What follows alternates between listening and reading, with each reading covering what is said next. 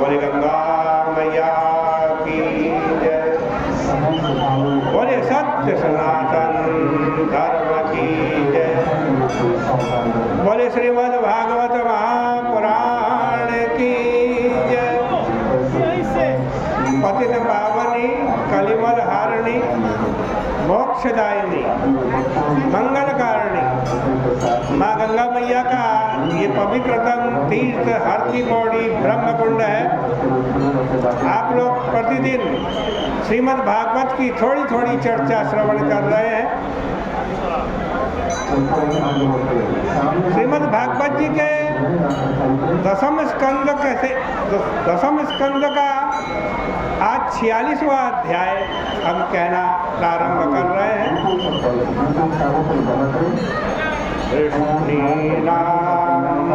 प्रवरो मंत्री कृष्णस्य दयितः सखा शिष्य बृहस्पति साक्षात् उद्धव बुद्धिसत्तम।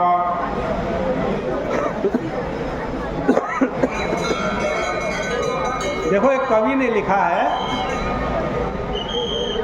कि भगवान श्री कृष्ण मथुरा में यमुना जी के तट पर बैठे थे। वहां उन्होंने देखा कि एक स्वर्ण कमल यमुना जी की धारा में बहता हुआ चला आ रहा। वह सुंदर कमल देखकर भगवान श्री कृष्ण उसके प्रति इतने आकर्षित हुए कि उन्होंने उसे पकड़ लिया और पकड़ करके सूंघने लगे। और जब सूंघा तो उसमें से राधा जी की सुगंध आई।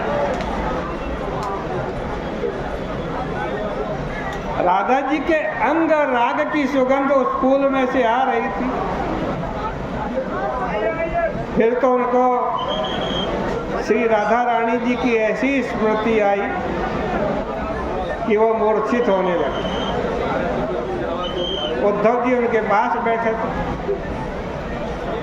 उन्होंने पूछा कि श्याम सुंदर, तुम्हारी यह क्या दशा हो रही है? उद्धव कोई साधारण व्यक्ति नहीं थे। उद्धव यदुवंशियों के श्रेष्ठ मंत्री थे। श्री कृष्ण भगवान के प्यारे सखा थे। बृहस्पति जी के शिष्य थे। बुद्धि में भी अतिशय श्रेष्ठ थे। उनमें और तो सारी योग्यताएं थी,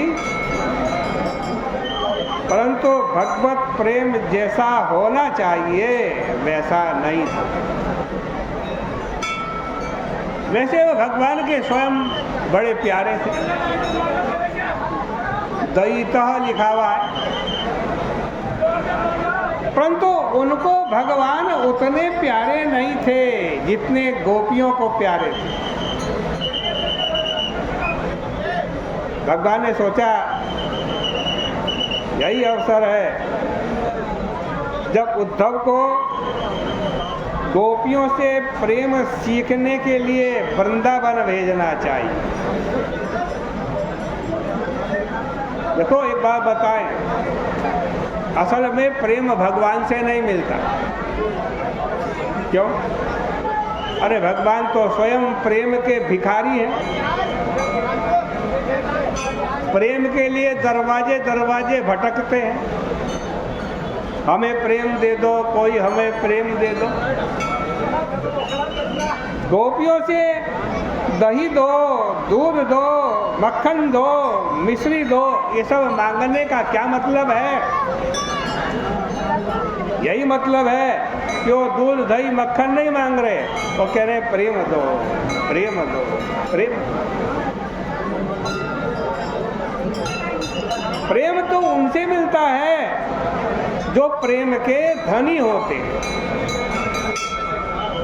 प्रेम के धनी वही हैं जो प्रेमी है। जिसके पास धन होता है उसको क्या कहते हैं हम? धनी। वैसे ही जिसके पास प्रेम होता है उसको हम क्या कहते हैं? प्रेमी।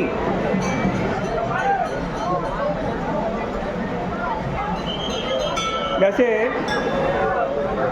जिसको धन चाहिए तो वो धनी के पास जाता है, वैसे ही जिसको प्रेम चाहिए उसे किसी प्रेमी की संगत करनी चाहिए। इसलिए जब उद्धव जी ने भगवान श्री कृष्ण से उनकी मूर्छा का कारण पूछा तो भगवान ने उनका हाथ पकड़ करके एकांत में ले गए और कहा, उद्धव तुम तो मेरे सखा हो और सखा से क्या छुपाऊं? तुझसे प्रेम करने वाली गोपियां, मुझसे प्रेम करने वाली गोपियां जो हैं वो मेरे विरह में बड़ी दुखी है, अत्यंत दुखी है। इसलिए उद्धव तुम ब्रज में जाओ, वहाँ जाकर के हमारे माता पिता को प्रीति दो, सुख दो और गोपियों को मेरे वियोग में जो पीड़ा हो रही है उससे उनको मेरा संदेश देकर के मुक्त कर दो।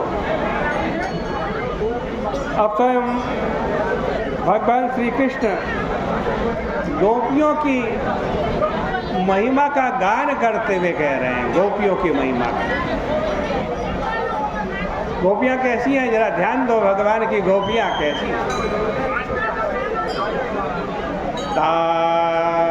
मन मनस्का मत प्राणा मदर्थे त्यक्त दैहिका मामेव दयितं पृष्ठं आत्मानं मनसा गता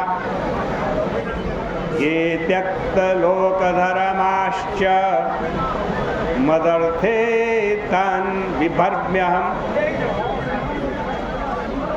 भगवान कहते हैं, उद्धव गोपियों का मन मैं हूँ। अहमेव मनोयासाम ता मन मनस्का।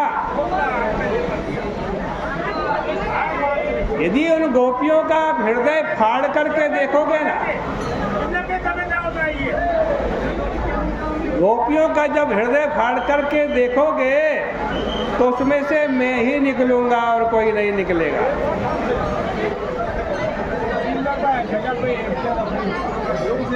मत प्राणा, भगवान कह रहे हैं गोपियां कौन है? मत प्राणा। मत प्राणा मने मैं ही उनकी सांस हूं, मैं ही उनके प्राण हूं। और मदर्थे त्यक्त जीविता मदर्थे त्यक्त देहिका। भगवान कह रहे हैं गोपियां कौन है? उन्होंने मेरे लिए अपने शरीर के सारे व्यवहार तक छोड़ दिए हैं। ऐसी गोपियां हैं। वे लोक धर्म का पालन नहीं करती।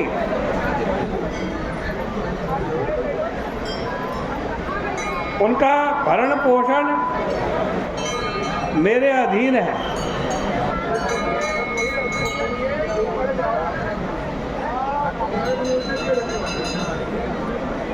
मैं उनसे इतना प्यार करता हूं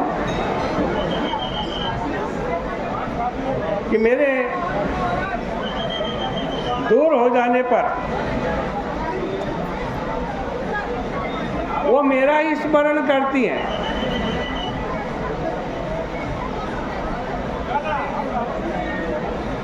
ऐसी गोपियां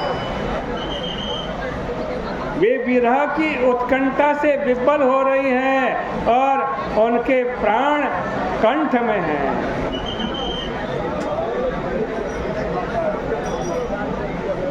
स्मरन्त्यंग विमुह्यन्ति विरहोद कंठ विह्वला। किंतु जिनके साथ हम हंसते रहे, खेलते रहे, नाचते रहे, गाते रहे, उनकी याद करके कभी जीवन व्यतीत करना पड़े तो इससे बड़े दुर्भाग्य की क्या बात हो सकती है।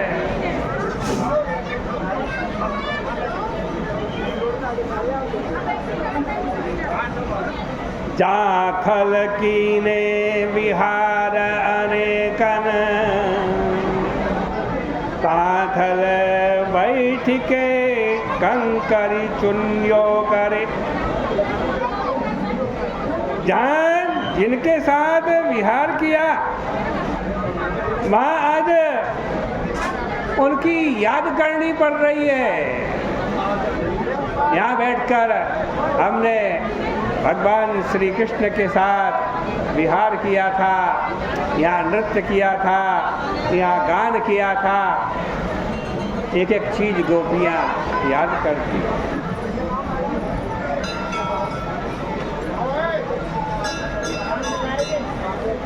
तो देखो भगवान एक एक बात उद्धव को बता रहे हैं। गोपियों के विरह में रोते जा रहे हैं।